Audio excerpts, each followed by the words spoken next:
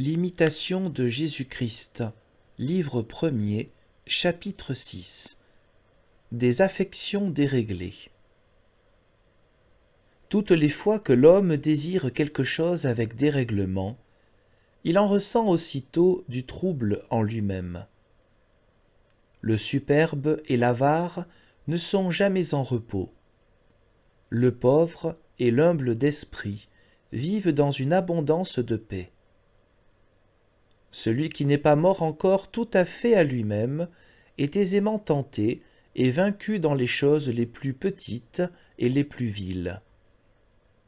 Un homme faible dans les voies de l'esprit, et qui est encore en quelque façon charnel et courbé vers les choses sensibles, a bien de la peine à se défaire entièrement des désirs terrestres.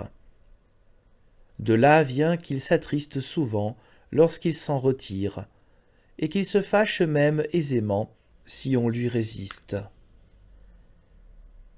Que s'il obtient ce qu'il désire, il est tourmenté aussitôt par les remords de sa conscience, qui lui reproche d'avoir suivi sa passion, laquelle ne contribue en rien à la paix qu'il cherchait.